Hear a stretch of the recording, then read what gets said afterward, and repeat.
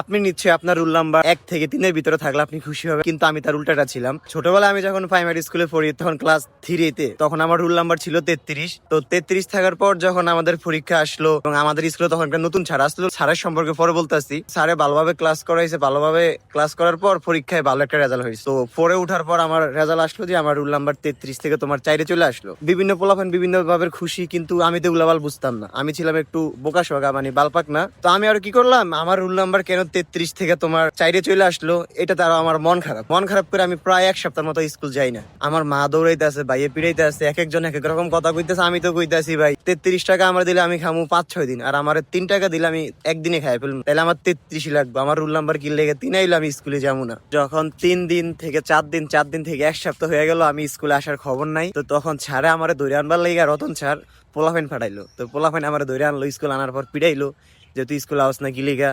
তো আমি বললাম, স্যার আমার রুল নাম্বার আপনারা 33 থেকে 4-এ লই আইছেন কি লিগা। কয়টা তারও ভালো, তুই আরো খুশি হবি, বন্ধু বান্ধবরা বলবি, আনন্দ মজা করবি, এখানে আরো মন খারাপের কি আছে। আমি কে ছাড়, আমার মায়ে আমারে 30 টাকা দিলে আমি 5-6 দিন খাইতে পারি, আর আমারে 60 টাকা দিলে তো আমি হাফ বেলায় খাই বয়ে থাকুন, লাস্ট আমি কি করুম। স্যারে পরে হাসলো কিছুক্ষণ, হাইসা মনে করে আমার বুঝাইলো। তো যাই হোক, আর যে রতন স্যারের যে সাবজেক্টটা, ভাই রতন স্যার ছিল এতটাই করা, যেই মারা মারতো পড়া না পারলে ঠিক মতো। আমাদের জাউড়ুগি প্রাইমারি স্কুলটা শেষ করে প্রাইমারি স্কুল 2 স্কুলে পড়ছিলাম। তো আমি আমগো স্কুলের মাঝখান থেকে আমি হঠাৎ করে চলে গেছি আমগো যে পাশে আরেকটা স্কুল আছে, ওইটার নাম হচ্ছে বড়সড় সরকারি প্রাথমিক বিদ্যালয়, ওই স্কুলে চলে গেছি।